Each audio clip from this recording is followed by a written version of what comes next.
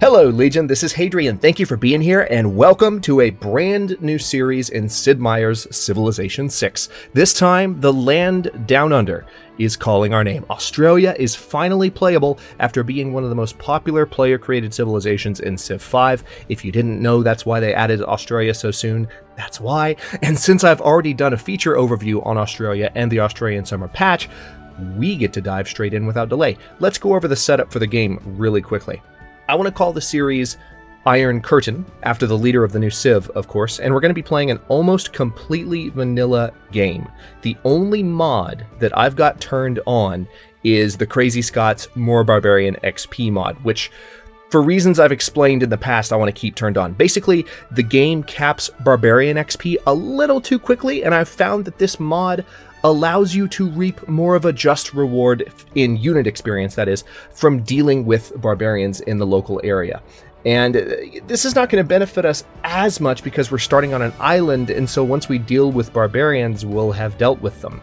I mean, if we maybe establish a land empire, we could have something to worry about, but we'll see how that goes. I mean, given the difficulty we're playing on, I'm not too worried about dealing with barbarians, but I want to have the mod on all the same. Speaking of that, we're going to be playing on Emperor difficulty on epic speed using the brand new True Start Location Earth map that was actually packaged with the latest patch. So this is not a mod map, this is the actual Civilization 6 True Start Location Earth map. I've played on the Earth map before, but this actually uses TSL, which is pretty cool. So that means we're going to be up against 7 other civilizations and 12 city-states. As you can see from there being no slider here whatsoever and no add civilization button, this is the current performance limit that they've imposed on the vanilla True Start Location map. This is the most we can do. If I could do more leaders, I would, but right now we're up against 7 and 12. Again, we're going to go for a vanilla playthrough because I really do want to see how the current version of the game after this patch and some of the AI changes they made plays without any tweaks, without any changes, even to the timeline. We're going to play on epic speed just to make sure we get a nice long series that doesn't end too quickly, but yeah, we're going to see how this goes as vanilla a playthrough as possible. I've also turned off turn limits as per usual. All bets are off as far as victory type goes as well, and we'll see where the game takes us. Enough from me for the moment. Let's hear from Sean Bean. From the first stirrings of life beneath water, to the great beasts of the Stone Age, to man taking his first upright steps, you have come far. Now begins your greatest quest. From this early cradle of civilization on towards the stars. Prime Minister Curtin, you will lead Australia through challenge after challenge, and your people will emerge all the stronger for it. Others will seek friendship for your strength. If these friends prove loyal, your might and protection will carry you far. But stay vigilant, for aggression is not your natural course. Okay, so the game's loaded, but I want to say a few things before we jump in. First of all, I'm really impressed. I was a little bit concerned. That's the first time I've heard Sean Bean's opening narration for John Curtin, and since this is, I'm pretty sure definitely, he might have done the Poland one after release, but I was thinking, surely he didn't record this before, or maybe he did. Maybe he recorded them all together. They know all the civs they're going to add, so super secretly they recorded something for everything. But on the other hand, there's the possibility that this has been a new recording session since the game launched, and I was curious if he managed to strike the same tone. He's Sean Bean, of course, so it's not that I doubted him, but there was just that question in the back of my mind. Is it going to sound as great as the others? And I think that did. Anyway, that's just a design thing, the kind of thing that I noticed, but most people don't care about. So let's have a look at features and abilities. Citadel of Civilization is Australia's primary ability. 100% production if either they have received a declaration of war in the past 10 turns, or if they have liberated a city in the past 20 turns. And by the way, we're going to be playing this game with a strategy that I mentioned in my overview of Australia in mind. We are actually going to do our best to provoke other players into declaring war on us so that we can get this bonus. And we'll also liberate cities whenever possible to get this bonus because it lasts longer. The 20-turn bonus for liberating cities. So we're definitely going to take an offensive approach, but we're going to be doing it by forcing the AI as often as we can and in as many ways as we can to declare war on us. So, interesting, right? Hopefully. I think it's cool. We'll see how it goes. Land Down Under is the other ability we're dealing with. +3 housing in coastal cities. I can't remember which of these is John Curtin's ability and which is Australia's. We'll find out in a moment. But anyway, +3 housing in coastal cities, pastures trigger a culture bomb, yields from campuses, commercial hubs, holy sites, and theater squares are +2 tiles, +2 in tiles, with charming appeal, +4 in breathtaking. So there's a nice, Australia's a nice little powerful civ, to start a game with. But then again, this has been common to a lot of civilizations in Civ 6. A lot of the civilizations have powerful abilities. It's kind of different from Civ 5, where everything was like finely tuned and they all had slight advantages over each other. No, like every civilization in Civ 6 has insane bonuses. So finally, there's the Digger unique land unit, which replaces the infantry, and then there's the Outback Station, which is a unique improvement. I have seen some very interesting screenshots too about how this has been used on the Earth map. So we'll see just how overpowered this civilization is as we jump in. But let's go ahead and see how things go. So we've got our settler here. You know what? I'm not going to do anything special. We're going to start right away. Canberra. Turn 1, 4000 BC. All right. Well, not a whole lot to do at the moment. I don't know why I'm even clicking those buttons. Sheer force of habit, I guess. Let's see. I'm going to go for my scout first. And for research, initial choices. What do we have near us? We definitely have some animals near us. We're surrounded by animals, in fact. We're near the southeastern tip of Australia. It seems like animal husbandry is going to be the clear first choice. We've got a lot of desert tiles near us, which is nice.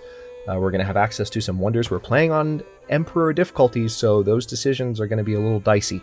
But we'll see. I'm still going to maybe try it with a wonder or two. So, because I'm a wonderholic.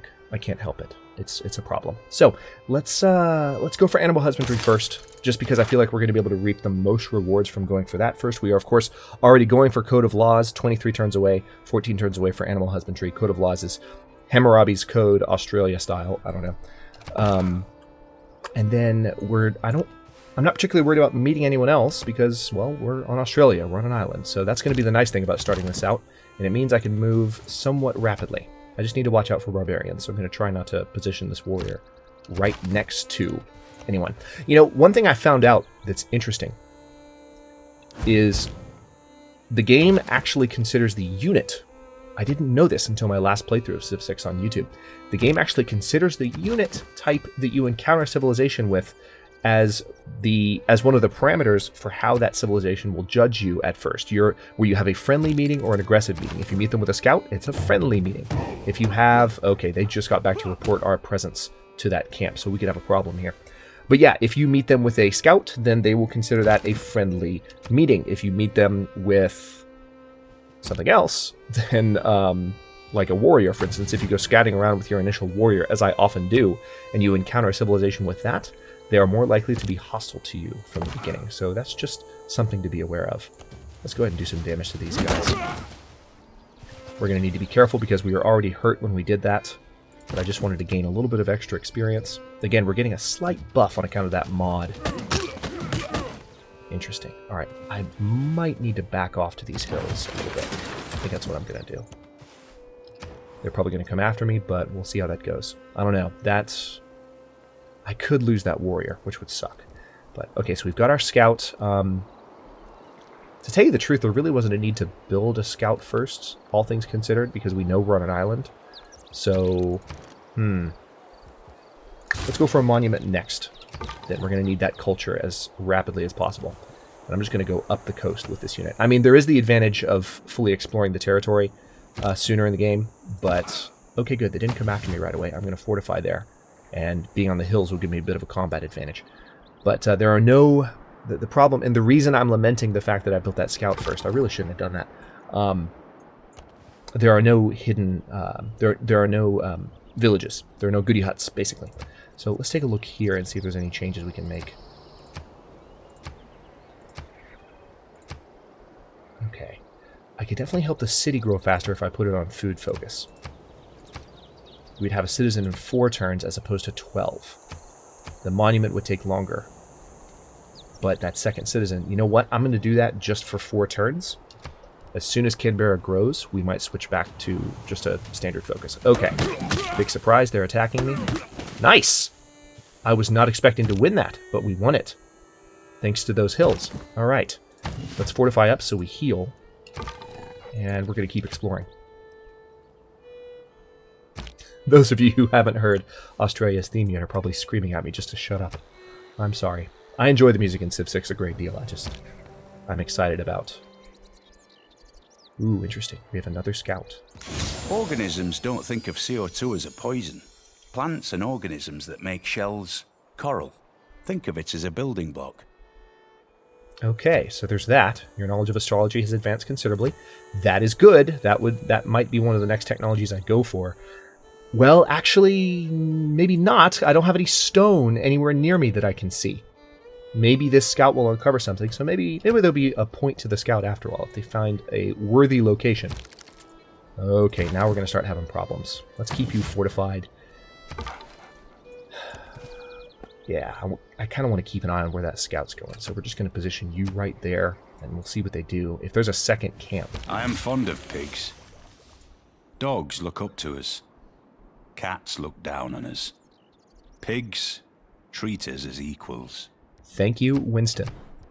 Okay, so let's go ahead and go for... Mining's not that useful. Let's go for pottery next. I mean, go ahead and have access to that granary. Now, I do need to switch you back to standard focus.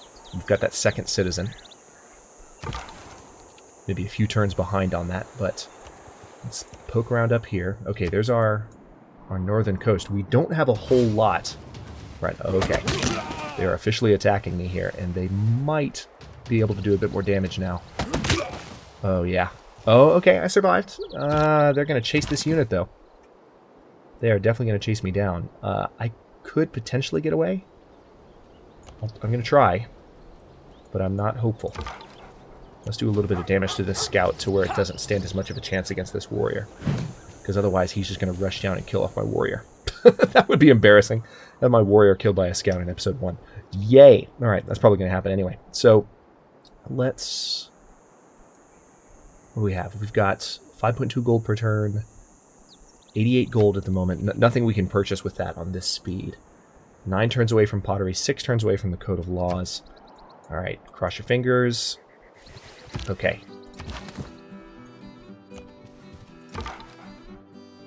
Okay, so now they're coming after this scout, and I kind of want the scout to survive too. Considering I sank all those turns of production into him, so we're going to bring both of our units back. Okay, good. The warrior survived. You get inside and re-up, and you actually chase down that scout, because he just cornered himself like an idiot. So we're going to fortify him just for this turn, but we're going to keep an eye on this one and probably kill him right now. Yep. Victory is mine. Excellent.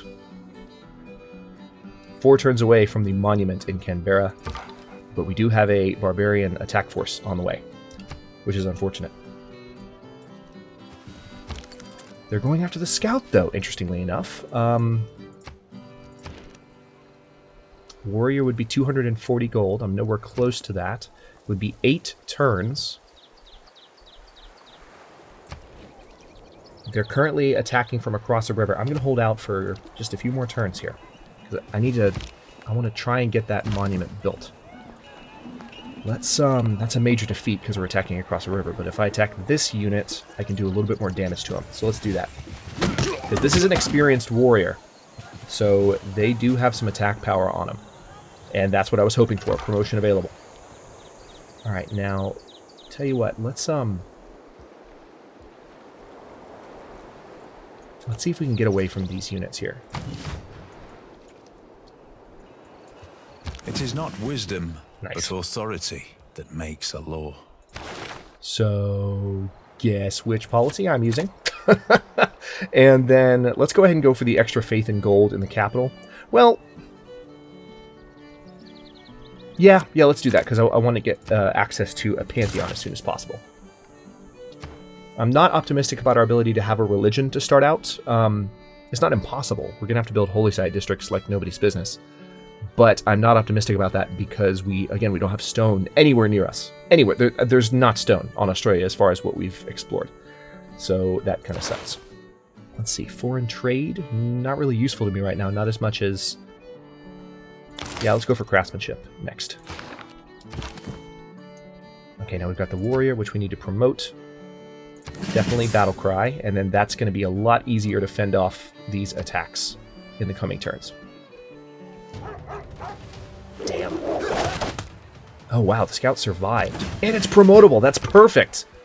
Oh man, talk about some luck for episode 1. Okay, so Canberra needs some defenses, and we need to kill some units with a slinger to get a boost towards archery. So let's go for that slinger as soon as possible. And then let's finish off these guys, and hopefully these guys will hang out. I'm going to try and keep these guys around for 6 turns.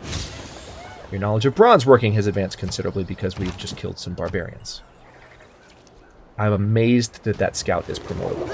He's going to take some damage now, unfortunately, which sucks. But he can actually hit them back decently hard. I don't want to do that, though. I can actually move away at a pretty decent speed now that he has that promotion.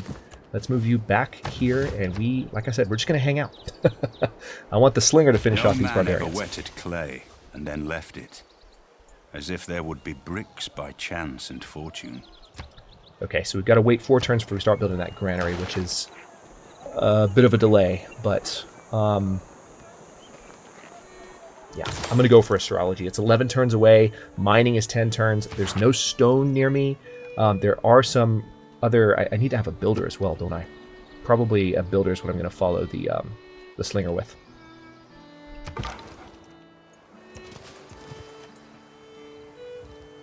Okay.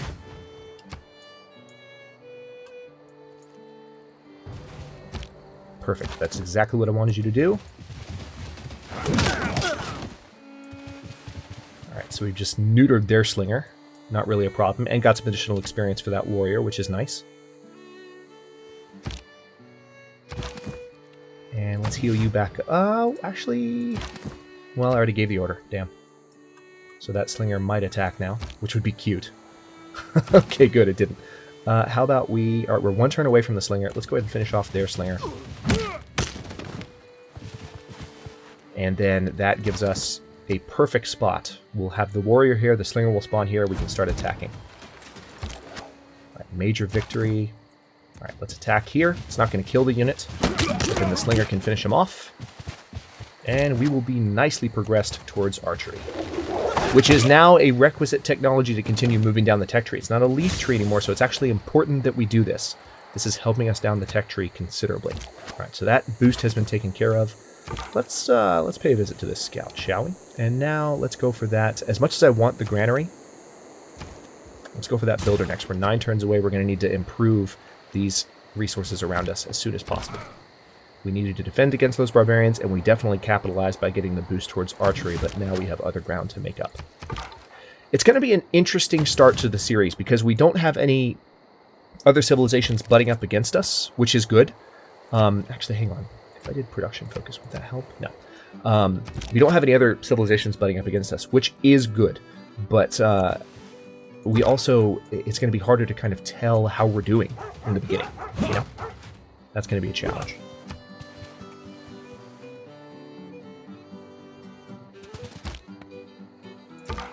Alright, so very predictably this unit's running away.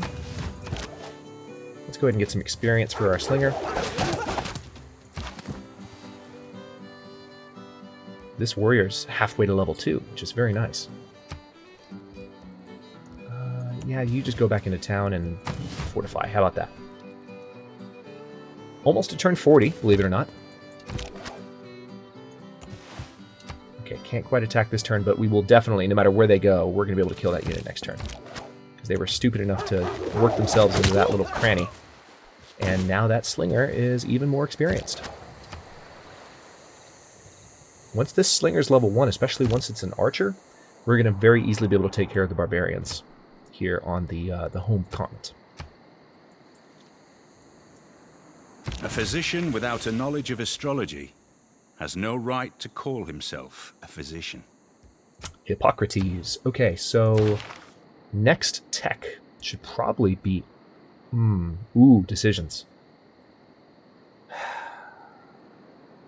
You know what? We're not going to meet another civilization anytime soon. I'm going to go ahead and go for riding. As much as archery would be nice, I'm not going to get that boost, and I need the tech boost from campuses now. Otherwise, we're going to start the game off behind.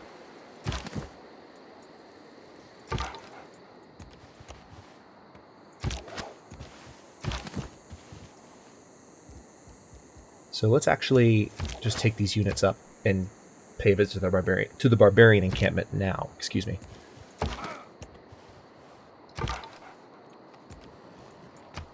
There's definitely some luxury resources on the coast, but not that many. I mean, there's pearls, and actually that's it. So we have 2 pearls, but we actually have started out in a little bit of a precarious position. Now, if I go for a settler, Canberra will be level 3 by the time we're done. Now, let's go for a settler. We need our second city. All right, now this builder, your work is cut out for you. Go ahead and improve that. Good. We've got a boost towards horseback riding. And then, let's see. So that's a strategic resource. Horses actually help us. The interface is not spaced out right now, but it will next turn. It will be next turn. Those will help us with particular units. And then the sheep and the cattle are bonus resources. So let's go for the cattle next. It's going to use up all of our charges for that builder. But I'm hoping... craftsmanship, inspiration is a mere reed shaken in the wind. We get 30% production towards builders and plus 50% production towards ancient and classical era melee and ranged units. Don't need either of those right now.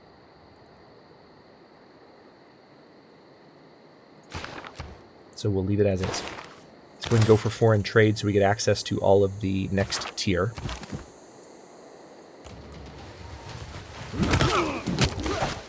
Get some additional experience for our warriors, which I will never complain about. Alright, let me not get too close with that scout. The scout might even be able to help with this combat. We'll see how this goes. That's funny. You jerk. Oh, interesting. He's actually come out to play, which gives me the ability to do this. Haha! Didn't see that coming, did you? Alright, so let's go ahead and, just to defend our slinger, let's finish their slinger off with our warrior. We're going to keep our slinger on the high ground. Of course, I need to... Okay, we need to heal them before they do anything. Hopefully that'll take just 1 turn. This scout's a little bit in danger. I've got that improved. Now let's try production focus. Any improvement?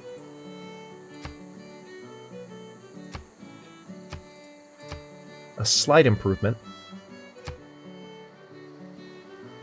Settlers here in 11 turns as opposed to 3. You know what? Let's do it. We're playing on Emperor. Every turn counts. Let's go ahead and milk a little bit more out of that. Big surprise, they're coming after me with their spearmen.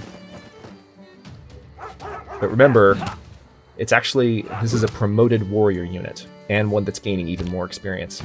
So we're going to move you up onto the hills. Alright. Let me back this unit off and have them fortify. God help me, I'm going to save all 3 of those units without losing a single one in the beginning of the game. Alright, we need to improve both of these sheep. We're about to use our builder's final charge. Alright, big surprise, that scout chased after me. I wonder what this unit's going to do. Nothing. Interesting. Alright, well in that case...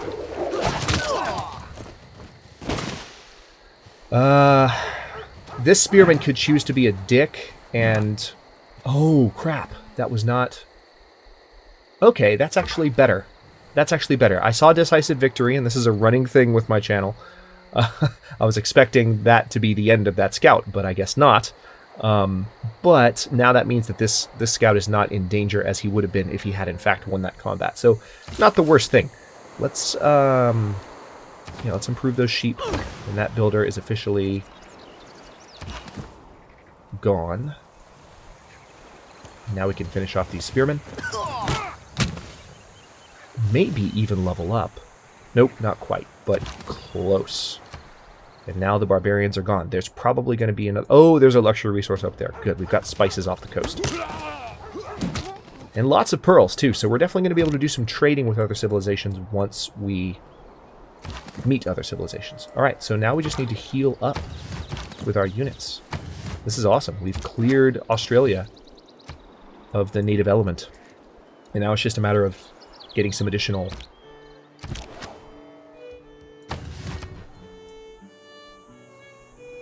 cities set up.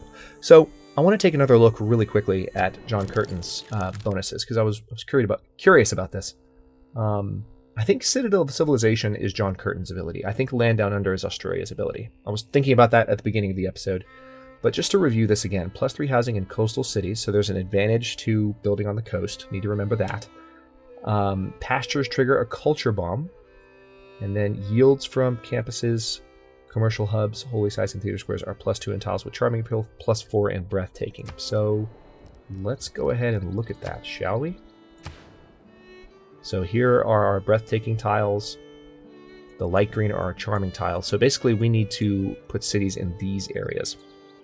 So on the coast, basically. Our next city probably needs to be here, I would imagine.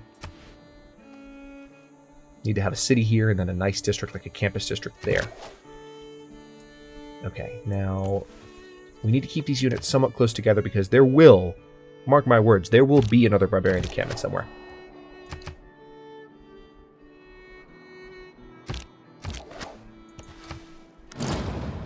Ooh, hello.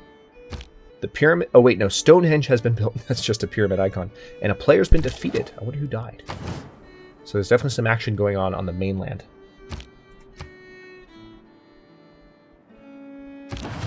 This is going to be nice. This gives me the opportunity to do a little bit of empire building at first, which, as you know if you've been watching the channel for a while, I will never complain about some good old empire building. All right, yeah, let's go ahead and build a city right there. Watch a barbarian encampment spawn, like, right there. Oh, wait, there's another one. Yeah! It literally spawned right there where we need to put our city, so we need to move down and take care of that immediately. Because our settler is on the way. Actually, I'm going to need to get them to back off. That's terrible timing. We're going to lose a few turns on our brand new city. Thanks to that mess. Okay, there's not a scout yet, thankfully.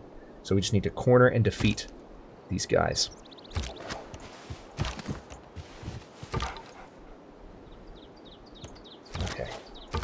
We'll have the scout hold off, and we do want to have the city there, so we can go ahead and move the settler in while it's protected. That's the positive aspect of trade, I suppose. The world gets stirred up together. Okay, so still nothing I want to change. We're going to stick to what we've got. Let's go ahead and do some damage to these guys. As much as I would like to take their encampment right away, I want to do some more damage to them first to where they can't hurt me too much. And let's move you in one more turn and you'll be ready to go for that city. And mysticism is tempting. We don't really need early empire because we're not in contact with anyone right now. 50% production towards settlers would be nice, though. That would be nice because we need to build a bunch of cities early on. Oracle, patronage of great people, cost 25% less faith. So do we want to go for that wonder, or do we want early empire? Let's go for early empire. We need more cities. Military tradition is nice. The production towards ancient and classical era heavy and light cavalry units. 15% production towards ancient and classical wonders. Yeah, that's all well and good. The wonders is kind of nice as well, but none of that is quite as nice as the production bonus towards settlers. Because we can cover this island with cities very effectively. Alright, so let's have the scout hang out for a bit. 6 turns until the granary's done. And we are definitely ready to finish off these guys. So we're going to kill them. This unit's going to level up, which is perfect. And we're going to get some extra gold. So now I actually should be able to buy something, I imagine, in Canberra. I can buy a trader. There's no one I can trade with yet, though. I can, however, buy a builder. We could buy the granary outright, but it'd be better to buy a builder. So let's do that and have that ready to support this city. And then it's just a matter of continuing to build up. Ha! Writing nice little start here. Means sharing. It's part of the human condition to want to share things. Thoughts, ideas, opinions. Okay, so now we can build campus districts. I'm going to go ahead and go for... I don't have any resources near me. Yeah, you know what? I'm going to go for sailing next, because we're going to get a boost on this very soon. We're actually going to get a boost on it right now. So there's Adelaide. And let's let's see, monument or granary? Monument or granary? Right now we're neck and neck on these two. Extra food and housing. Well, we don't need the extra housing as much because we're Australia. So monuments first, I'm gonna say. Now let's promote our warrior. Plus 10 combat strength against ranged attacks. And our slinger is promotable too. Forgot about that. Let's do a volley promotion there. Not bad at all. I actually think that promotion's been waiting for a hot second. Alright, let's bring you over here. We need the builder in our new city. We do need a trader in order to establish a road between our cities, but we needed a builder more, so that's my logic, and I'm sticking to it. I need to cut this episode in just a moment, but I'm having so much fun. Oh, good, we got a Pantheon. That is a good thing to do in the first little bit here. So we don't really need these as much. We don't really have a lot of strategic resources near us that we can mine. There are some spices near us so we can benefit from oral tradition, but not a whole lot. Initiation rites is no longer going to do us any good. God of War is not going to do us any good. +1 culture from pastures. That could be good, because we have a number of pastures near us. I still like Divine Spark. Yeah, you know what? Let's go for God of the Open Sky. Or +1 production from marsh, oasis, and floodplains. No. God of the Open Sky. Pastures bonus. Looks like a religion has already been founded. At turn 58. Good. Oh yeah, of course, Stonehenge was built. So yeah, there's a religion associated with that. I forgot about Stonehenge for a moment, and so that made no sense, but now it does. So let's get this builder over here and get them to improve the city a little bit before we cut the episode, shall we? I'll bring you here next turn. Our granary is done here. Let's go ahead and improve that. Our knowledge of irrigation has advanced considerably, which is nice. Now we do need... I can't purchase it yet, but I do need to build a trader. And you know what I need even more than a trader, though, is a campus. So hang on, let's have another look, because where I build this campus is going to be important. Yields from campuses, commercial hubs, holy sites, and theater squares are +2 in tiles with charming appeal, +4 in breathtaking. So tell you what, let's go ahead and go for that. Well, maybe let's go for the holy site first. I need to see appeal. So maybe I need to have the holy site right there. Yep, +4. Okay, it's actually showing me, which is nice. Alright, so we're going to have that there. It's going to take 14 turns. We've already got Canberra on production bonus. Yeah, that's a good stopping point. I like it. So we can't... Okay, there's another barbarian encampment up there too. I've got to keep an eye on that. But we can't do too much more. The next couple of episodes are going to be very much focused on me doing this. We're going to be empire building, as I said. We're going to be building up cities along the coast and just basically building a machine to run at the beating heart of what will become the Australian Empire in the later series. So this is, I think, a solid start. It's very difficult to compare how we're going to do against other players. So it's since we have this wonderful isolation of starting on an island, it's a matter of just establishing some border cities, maybe getting our next city up here near this near these pearls, and then maybe getting a wonder or two to give us some additional bonuses, because these higher difficulty levels with all the AI bonuses that are received, it's a matter of the things that you can do to catch up in the early game to where the machine that you have running by the end game is outpacing the enhanced AI machines, as it were. So anyway, that's enough for this one. Thanks very much for watching. If you enjoyed this one, don't forget to like the video and subscribe to follow along, especially if this is the first video you've seen on the channel. New historical and grand strategy content airs every day at noon Eastern time on my channel.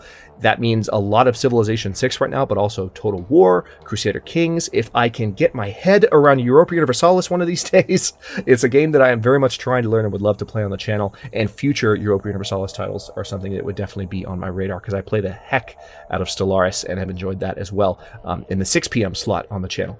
But anyway, If this is your first time checking into the channel, I encourage you to subscribe and follow along. I'd love to have you comment. Let me know what you think, because they are always welcome, in fact. And I'll see you next episode.